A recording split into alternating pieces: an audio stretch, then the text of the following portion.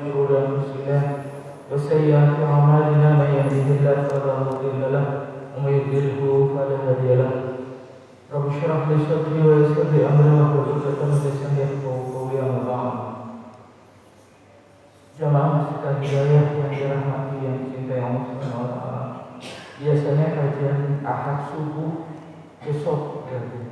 Tapi karena Ahad subuh besok saya ada di Meteo, setiap Ahad subuh kedua setiap bulannya ada kajian dunia. Jadi saya mohon maaf, saya majuin hari Sabtu. Mohon maaf, jadi besok kan subuh kita terakhir ya. Hari Ahad besok adalah hari Ahad terakhir Ramadan. Enggak ketemu lagi Ramadan, tunggu tahun depan kita berjumpa lagi dengan Ramadan. Makanya subuh Sabtu kali ini saya akan menyampaikan materi tentang berakhirnya Ramadan di tengah-tengah kita, atau penghujung Ramadan di hadapan kita. Karena sudah hari ke-26 ya, 26 kita Ramadan, tinggal 4 hari lagi kita akan berpisah dengan Ramadan.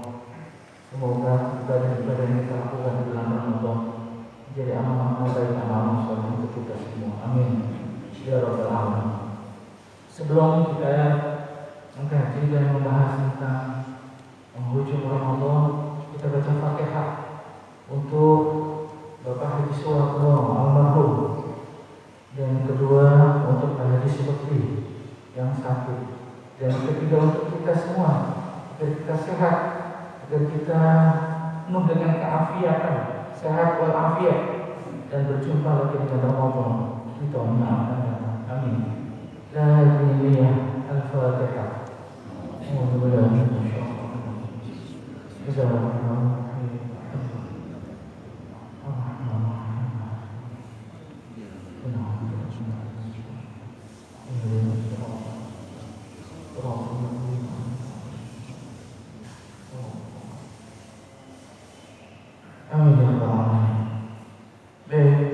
Ramadan sudah hari yang ke-26, berarti hanya tinggal 4 hari atau beberapa hari lagi kita akan meninggalkan Ramadan, dan Ramadan akan meninggalkan kita dengan seluruh keistimewaan dan keutamaan di bulan tersebut.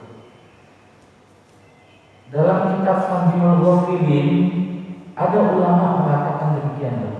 Qala ba'dus salaf, berkatalah para ulama salaf, kanu yad'una Allah sittat ashhur ay yuballighum syahrul Ramadan.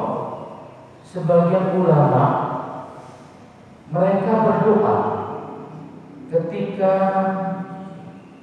Ramadan berakhir, selama doa itu 6 bulan dia lakukan untuk bisa berjumpa lagi dengan Ramadan di tahun yang akan datang. Jadi para ulama kalau udah ditinggal sama Ramadan katanya berdoa selama 6 bulan, sittat ashhur, untuk ayyuballighum, bisa berjumpa lagi dengan Ramadan di tahun yang akan datang. Itulah ulama yang mungkin beda dengan saya. Kalau kita senang kalau udah lebaran tuh bahagia banget, puasa sudah selesai, sudah kita bahagia merayakan hari raya Idul Fitri. Tapi kalau ulama dia malah berdoa selama 6 bulan, berarti 6 bulan ke depan dia berharap bisa berjumpa lagi dengan Ramadan. Doanya cuma minta, ya Allah sampaikan aku dengan Ramadan di tahun yang akan datang. Itu yang dilakukan selama 6 bulan setelah Ramadan berakhir. Kemudian sumayaqullah sittat ashhur. Kemudian yang kedua dia berdoanya juga minta kepada Allah ayyataqabbalahu minhum, agar ibadah yang dilakukan di bulan Ramadan itu diterima, yataqabbala, diterima Allah. Sama saya suka mendengar di akhir Ramadan itu doa yang dibawa oleh Bilal, Allahumma rabbana taqabbal minna sholatana wa siyamana wa qiyamana wa qu'udana wa ruku'ana wa sujudana wa takhashu'ana wa tadarru'ana. Itu doanya kan yang kita baca. Makanya ulama salaf saleh setiap kali Ramadan selesai berdoa minta berjumpa lagi dengan Ramadan, satu lagi yang dia minta? Agar Allah menerima semua amalan ibadah yang dilakukan di bulan Ramadan. Coba kita lihat ya. Allah Rabbana taqabbal minna sholatana. Ya Allah, terimalah salat-salat aku di bulan Ramadan. Kita sholat wajib, alhamdulillah gak ditinggalkan di bulan Ramadan. Kita sholat ba'diyah, qobliyah gak ditinggal karena kebiasaan kita tahiyatul masjid gak ditinggal. Dan kita tambah sholat sunnahnya dengan tarawih di malam hari gak ditinggal. Semua sholat yang kita bilang Allahumma rabbana taqabbal minna sholatana, itu menandakan kalau kita minta, ya Allah sholat kami terimalah semuanya ya Allah. Karena memang nanti gak ada lagi sholat tarawih di luar Ramadan.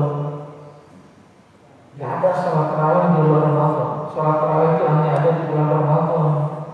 Dan kita minta, gak cukup sholat tarawih di Ramadan, ada qiyamul lail 10 malam terakhir, alhamdulillah Masjid Al-Hidayah katakan kegiatan qiyamul lail.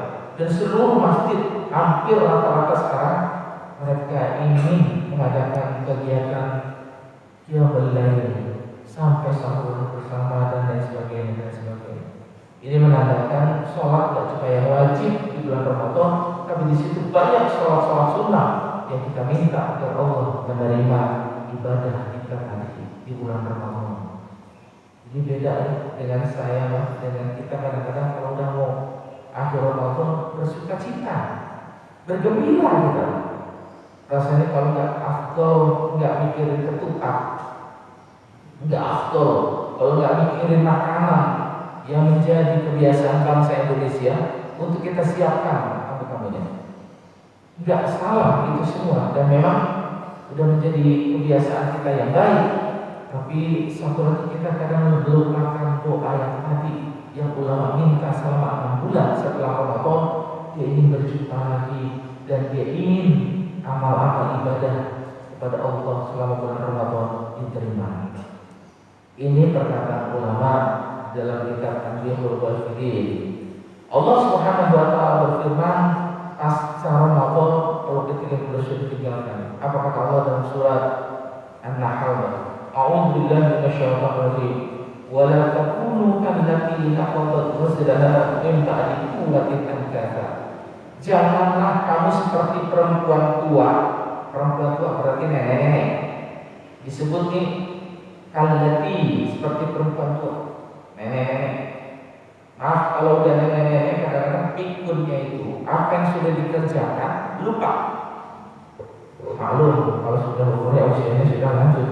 Saya punya mbah, kakaknya Mbah Putri, udah almarhum Mbah Putri. Itu udah makan, umurnya udah sekitar 88. Udah makan, bilang belum makan. Saya belum makan sama anak-anaknya. Dan tadi habis disuapin Mbah. Nah ini kalau udah begini udah disebut perempuan tua atau nenek-nenek. Allah bilang dalam Al-Quran, janganlah kamu seperti perempuan tua atau nenek-nenek yang sudah bagus memintal benang menjadi permadani, menjadi baju yang bagus, menjadi sajadah, menjadi hiasan dengan tenun. Tenun kan mahal harganya. Kan sesuatu yang dikerjakan dengan tangan itu, kalau kain-kain itu bagus, itu hasil tangan tuh biasanya paling bagus. Seperti kalau di Sulawesi ada tenun ulos, songket, itu kan yang bagus kan ditenun pakai tangan. Cuma diibaratkan oleh Al-Quran, jangan kamu seperti perempuan tua yang sudah menenun benang menjadi pakaian yang bagus. Simpulnya itu, pengikatnya itu bukan diikat tapi digunting. Ada kata Al-Quran, tercerai-berai benang-benang yang sudah tersusun rapi. Perumpamaan ini seperti kita, hati-hati saya dan kita semua.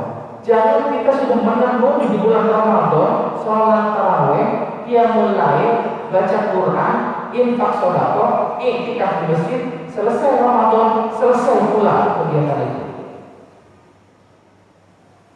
Ini yang jadi pertanyaan saya, pertanyaan kita barangkali bersama. Kadang-kadang kita Ramadan semangat ibadahnya, memang bagus Ramadan. Tapi kan setelah Ramadan itu, ini yang menjadi penilaian apa yang kita dapat selama di bulan Ramadan. 11 bulan itu rencananya kita pengen supaya mengikuti apa yang kita lakukan di bulan Ramadan. Ternyata kadang-kadang kita disibukkan lagi dengan urusan dunia kita, sehingga baca Quran aja kadang-kadang kita nggak sempat, tahiyatul masjid kadang-kadang kita juga udah kelupaan, apalagi bangun malam susah lah. Tapi ketika Ramadan kok gampang gitu, gampang kita bangun malam dan mau aja masjid itu kan. Ini sindiran Allah di dalam surat An-Nahl menceritakan seperti orang tua yang pikun, mestinya dia menjadikan tenungan tadi menjadi hasil karya yang bagus, tapi tenunnya bukan menjadi hasil karya, melainkan setelah ditenun di gunting ujung-ujung yang mesti simbol tadi berantakan semuanya, nggak akan bisa jadi pakaian yang indah. Ini gambaran yang barangkali membuat saya juga berpikir pasca Ramadan, dan memang Ramadan sudah akan meninggalkan kita. Jangan sampai sisa-sisa Ramadan yang akan kita lalui ini tidak membekas 11 bulan ke depan. Ya minimal kebiasaan baik di bulan Ramadan bisa kita lanjutkan kebiasaan itu walaupun tidak seperti di bulan Ramadan. Karena apa? Karena di dalam sebuah perkataan, ini perkataan atau hadis Nabi, saya juga harus mengecek, ada yang mengatakan Ramadan syahrullah wa fadluhu ala sa'ir syuhur kafadlillah ala khalqihi. Ramadan yang akan meninggalkan kita itu seperti keutamaannya bulan Ramadan dengan bulan yang lainnya. Ada bulan Muharram, ada bulan Rajab, ada bulan Sya'ban. Ramadan itu lebih unggul dari bulan-bulan tadi, seperti keutamaan Allah di atas para makhluknya. Kita kan nggak mulia kan? Kita banyak dosa, kita banyak salah. Allah nggak punya salah. Itulah keutamaan bulan Ramadan, seperti Allah dengan keutamaannya daripada makhluk ciptaannya. Ada dalam kitab Tanbihul Ghafil yang disebutkan demikian. Nah, kemudian yang saya ingin sampaikan, renungan seorang muslim dengan berlalunya Ramadan. Yang pertama adalah berserah diri kepada Allah. Yang pertama bersedih hati karena Ramadan akan pergi. Begitu pula perginya Ramadan, perginya keutamaan bulan Ramadan itu sendiri. Jadi kata ulama di dalam tulisannya, kalau kita merenung sebagai seorang muslim tentang di akhir Ramadan, mestinya bersedih hati katanya. Kenapa bersedih? Karena dengan Ramadan berakhir pula keutamaan Ramadan. Kita kalau mengerjakan yang sunnah, pahalanya katanya seperti yang wajib di bulan Ramadan. Lalu amalan-amalan yang wajib di bulan Ramadan itu berlipat-lipat pahala dan ganjarannya.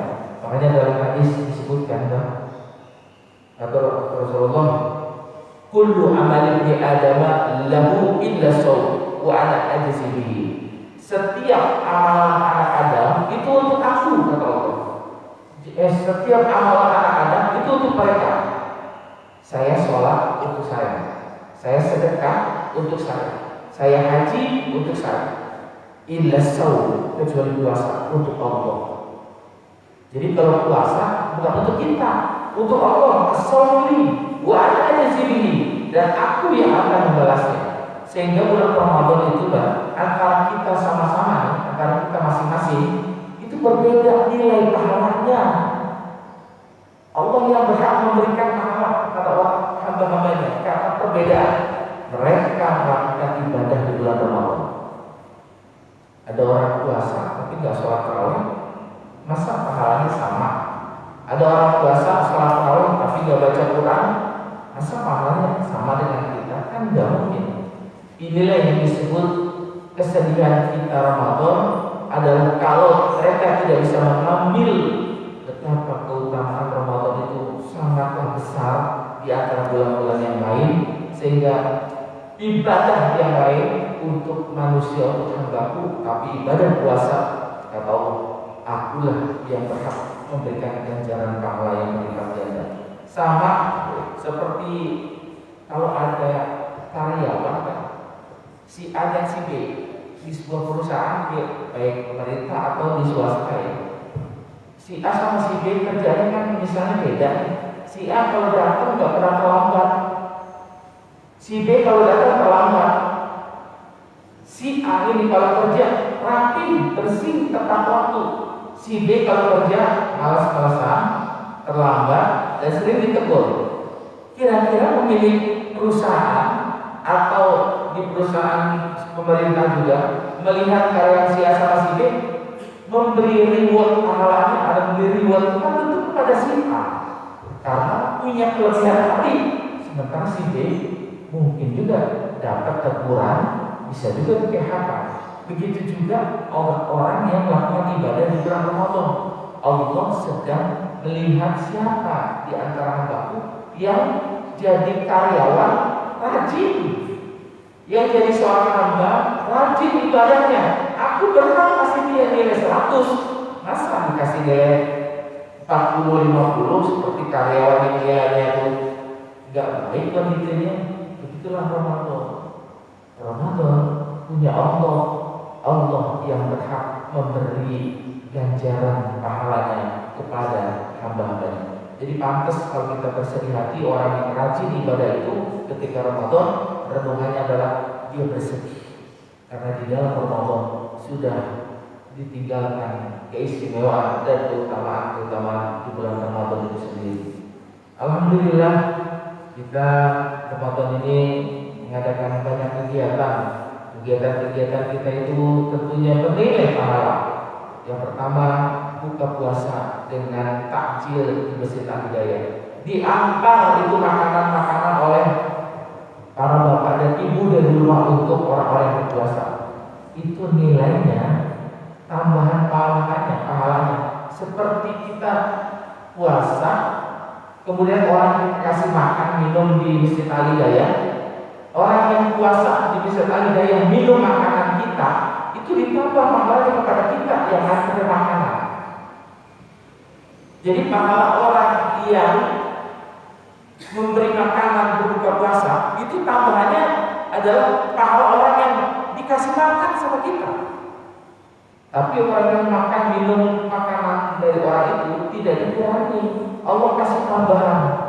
Itu yang disebut fathur shaiman. Orang yang memberikan berbuka puasa akan mendapatkan pahala tambahan dari orang yang memberikan makanan ketika dia berbuka puasa dari kita. Itu satu. Makanya pantas kalau dia bersedih, gak bisa lagi saya bisa memberikan makanan berbuka bagi orang yang sedang berpuasa, karena puasa itu hanya banyak dilakukan di bulan Ramadan. Kemudian ibadah yang kita lakukan juga adalah i'tikaf. Alhamdulillah di Masjid Al-Hidayah ada i'tikaf. Ada hadis Nabi mengatakan demikian, man i'takafa yauman ibtigha'a wajhillah, barang siapa yang beriktikaf satu malam di bulan Ramadan terutama mengharap ridhonya Allah. Jadi hanya satu hari loh, dia iktikaf hanya sekali ini di bulan Ramadan. Ja'alallahu bainahu wa bainan nar salasatu khanadiq, rawahu Hakim. Barang siapa yang beriktikaf satu hari di bulan Ramadan untuk mengharap ridhonya Allah, maka Allah jadikan antara dia dengan neraka itu 3 parit jauhnya. Jauhnya 3 parit. Satu parit katanya, parit kan ini apa namanya, luasnya apa namanya, got ya, got besar itu parit rendah. Tapi si parit yang luasnya 3 parit ini antara parit 1 ke parit yang 2 itu 3 panadik. 3 panadik itu satunya itu antara kutub utara dan kutub selatan luasnya. Jadi luasnya parit itu antara kutub utara dan kutub selatan. Nah ini 3 parit. Ada 3 parit yang akan melindungi kita dari api neraka lantaran kita melaksanakan i'tikaf satu hari di bulan Ramadan. Masya Allah, betapa bahagianya orang yang bisa beriktikaf di bulan Ramadan satu hari saja dia jauh dari api neraka sebanyak 3 kali antara kutub utara dan kutub selatan jauhnya. Insya Allah nggak akan kebakar, nggak akan kepanasan orang yang beriktikaf 1 hari di bulan suci Ramadan. Yang kedua dan yang terakhir adalah renungan seorang muslim selain bersedih hati adalah mengetahui peringatan dari Rasulullah bahwa berpuasa itu pada hakikatnya adalah kita menghapus dosa. Puasa Ramadan itu pada hakikatnya sedang menghapus dosa kita. Karena rugilah orang yang datangnya bulan suci Ramadan tapi gak dapat ampunan. Rugi kata Rasulullah. Orang yang datangnya Ramadan tapi gak dapat ampunan. Inilah ada satu hadis mengatakan Rasulullah naik ke atas mimbar. Ini saya sampaikan berkali-kali juga. Naik ke atas mimbar. Di atas mimbar yang pertama, kaki Rasulullah itu mengucapkan amin, amin. Mimbar yang kedua tangganya ya. Rasulullah mengucapkan lagi amin. Di tangga yang ketiga, Rasulullah injak kakinya itu, menginjak tangga yang ketiga, Rasulullah mengucapkan amin. Sahabat dengar tuh. Rasulullah, engkau mengucapkan amin 3 kali. Itu ngapain? Amin itu ngapain ya Rasulullah? Beliau menjawab, tadi malaikat Jibril memerintahkan aku untuk mengaminkan doanya dia. Malaikat Jibril berdoa, Rasulullah mengaminkan. Ya Allah, kalau malaikat berdoa yang mengaminkan Nabi Muhammad, nggak mungkin ditolak doanya. Apa isi doanya? Isi doanya kalau kita Ramadan nggak dapat pengampunan, ini rugi katanya. Maka Rasulullah bilang, Rabba anfin abdi dakhala alaihi Ramadan falam yughfar lahu. Pada bulan Ramadan bulan pengampunan dosa, sungguh merugi orang yang datang di bulan Ramadan, ketemu Ramadan, tapi nggak dapat ampunan Allah. Orang ini nggak dapat ampunan Allah. Padahal bulan Ramadan bulan ampunan. Makanya Rasulullah mengatakan, Rabba anfin, celaka orang itu. Kenapa? Karena Ramadan pada hakikatnya adalah bulan pengampunan, tapi justru orang itu tidak mendapatkan ampunan dari Allah Subhanahu wa Ta'ala. Itu yang pertama, doa dari malaikat Jibril, Rasulullah mengaminkan. Dan ini yang sedang kita lakukan di bulan Ramadan. Jangan sampai kita tidak mendapat ampunan Allah ketika Ramadan sedang berjalan di tengah kita ini. Padahal yang keduanya, Rasulullah menyampaikan aminnya itu ketika rugilah, celakalah apabila ada orang yang disebut nama engkau yang Muhammad tapi dia enggak berselawat kepada engkau yang Muhammad. Ini diaminkan sama Rasulullah. Amin. Jadi kalau kita mendengar Nabi Muhammad, jangan diam, kita sebutnya Allahumma shalli ala sayyidina Muhammad sallallahu alaihi wasallam. Nah itu. Jadi kalau ada Nabi Muhammad enggak disebut, kita enggak berselawat, maka orang itu dikatakan rugilah dan bahkan celaka orang itu tidak mau berselawat.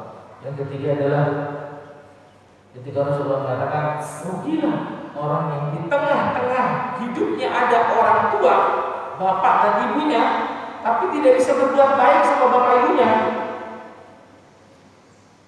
Malaikat Jibril sama bilang, aminkan yang ketiga di tangganya ya Rasulullah. Apa itu? Rugilah orang yang bapak ibunya hidup di tengah-tengah dia, tapi gak dapat ampunan, gak dapat ridho sama bapak ibunya. Saya bilang, sering bilang, mau cari pahala, mau cari surga, gak usah jauh-jauh. Kunci surga itu ada di rumahmu. Di rumahmu itu ada kunci surga. Ngapain kamu cari jauh-jauh? Ngapain kamu jadi orang mati syahid dengan cara ngebom, bunuh diri? Katanya matinya mati syahid masuk surga. Enggak tuh. Ngapain begitu? Masuk surga itu paling gampang, paling mudah. Di rumah kita ada ibu kita. Itu kunci surga itu di depan mata kita. Kita tidak sadar. Saya berkali-kali bilang, Akasha. Ada seorang sahabat Nabi tapi tidak ketemu Nabi. Maksudnya pahaman saya. Bukan sahabat Nabi, tapi tidak ketemu Nabi. Lupa saya namanya. Siapa? Uwais Al-Qarni. Terima kasih. Ada tuh sahabat Nabi, nggak ketemu Nabi nih. Namanya Uwais Al-Qarni. Sampai Nabi Muhammad bilang, hai Umar, nanti kalau aku nggak ketemu sama Uwais Al-Qarni, kamu kalau ketemu Uwais Al-Qarni minta doa. Sampai minta doa seorang Umar bin Khattab. Siapa Uwais Al-Qarni? Uwais Al-Qarni itu hanya seorang penggembala kambing. Orang miskin, penggembala kambing, punya ibu, ibunya itu cacat, nggak bisa berjalan, ya, lumpuh, matanya buta. Setiap hari Uwais Al-Qarni gendong ibunya, mau ke kamar mandi, mau makan, mau tidur, digendong sama Uwais Al-Qarni. Sampai-sampai dia nggak tega meninggalkan ibunya hanya untuk berjumpa dengan Rasulullah lama-lama di Madinah. Katanya, aku pengen ketemu Rasulullah, ya ibuku. Pergi. Tapi saya nggak bisa lama-lama, ibu kan cuma sendiri, lumpuh, nggak bisa bergerak. Kata Uwais Al-Qarni, pergilah kau, pergi. Nggak apa-apa, ibu bisa walaupun lumpuh, buta, nggak ibu akan berusaha untuk merawat diri sendiri. Pergi dia. Tapi sampai di Madinah Rasulullah pergi, nggak ketemu dia. Cuma satu hari pulang lagi ke Yaman. Ibunya nggak bisa berpikir lama-lama. Akhirnya benar-benar nggak ketemu sama Rasulullah. Rasulullah wafat, baru beberapa bulan kemudian beliau ke Madinah lagi. Ada Umar bilang, aku pernah dipesan sama Rasulullah, siapa di antara khalifah kafilah ini yang bernama Uwais Al-Qarni? Ada yang mengatakan tuh Uwais Al-Qarni lagi nungguin kambing. Cuma nungguin kambing. Tapi Rasulullah bilang, minta doa Umar sama Uwais Al-Qarni. Doanya nggak pernah ditolak. Apa sih ini kan istimewanya? Ibunya tadi itu kalau mau mandi digendong, kalau mau makan disuapin, sampai pergi haji atau umroh saat itu digendong dari Yaman menuju Mekah. Kita kan nggak pernah gendong ibu kita kan nggak pernah nyuapin ibu kita nggak pernah ngajakin ibu kita gendong sampai ke Mekah, nggak pernah, nggak mungkin. Jadi Uwais Al-Qarni mulianya hanya gara-gara tidak melukai ibunya dan tidak sampai ibunya sakit hati lantaran dia bersama ibunya dalam kondisi cacat. Tapi Rasulullah mengatakan, ini loh seorang hamba Allah yang doanya tidak pernah tertolak dan dia calon penghuni surga karena baktinya dia dengan orang tua. Nah, dan terakhir kita minta kepada Allah, ada satu lagi yang tidak bersedih, itu renungan kita. Yang kedua, pahami bulan Ramadan adalah bulan pengampunan, jangan sampai tidak ada pengampunan. Dan yang ketiga, berdoa kita kepada Allah untuk bisa berjumpa lagi dengan Ramadan di tahun yang akan datang. Doanya gimana? Doanya seperti yang diajarkan ulama. Allahumma la taj'alhu akhirul ahdi min siyamina. Ya Allah, jangan jadikan akhir Ramadan tahun ini adalah puasa saya yang terakhir. Bagus banget doa ini buat saya dan buat kita. Ya Allah, jangan kau jadikan akhir dari Ramadan ini akhirnya puasa kami. Fa'in ja'altahu, tapi kalau ini memang takdir qadarullah, saya akan meninggal di tahun ini sehingga gak ketemu lagi tahun yang akan datang Ramadan. Faj'alni marhuman, jadikan Ramadan dari awal sampai sekarang, sampai berakhir Ramadan di tanggal 30 Ramadan terakhir, jadikan marhuman, orang yang selalu mendapat kasih sayang rahmatmu kalau aku meninggal setelah Ramadan ini. Wala taj'alni mahruman, jangan kau jadikan Ramadan terakhir aku wafat dalam keadaan kau benci, kau murkai. Itu doanya yang diajarkan ketika kita pengen ketemu lagi Ramadan di tahun yang akan datang. Nah, terima kasih. Inilah yang barangkali menjelang akhir Ramadan yang tinggal hanya 4-5 hari ke depan. Kita minta sama Allah, mudah-mudahan saya pengen terus bersama Allah ketika Ramadan tahun yang akan datang berjumpa lagi. Saya nggak pengen, walaupun nggak bisa ditolak takdir kita akan meninggal, tapi kali kita, ya Allah panjangkan lagi terus umurku bisa berjumpa lagi Ramadan yang akan datang bersama mbah-mbah saya, bersama orang tua kami di masjid maupun di tempat manapun di wilayah atau masyarakat kita ini. Itu yang selalu kita minta. Yang sudah berlalu karena kepergiannya, dia sudah memang takdir Allah. Baru-baru ini kita ditinggal oleh tokoh yaitu Pak Haji Soeharto, itu memang takdir pada Allah. dan kita yang masih hidup bermohon kepada Allah agar kita bisa berjumpa lagi Ramadan di tahun yang akan datang seperti doa tadi. Amin ya rabbal alamin.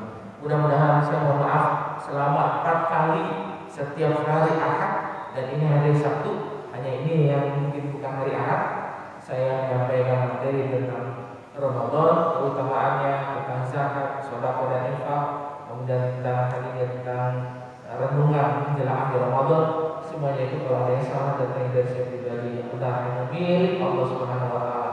Dan saya berdoa pada kita semua bertambah dan doakan saya agar kita sama-sama selalu sehat walafiat dan saling memaafkan antara kita semua sehingga kita dalam keadaan suci dan bersih, sehingga menyambut Idul Fitri dengan kalimat yang pantas kita ucapkan, taqabbalallahu minna wa minkum taqabbal ya karim minal a'idin wal faizin.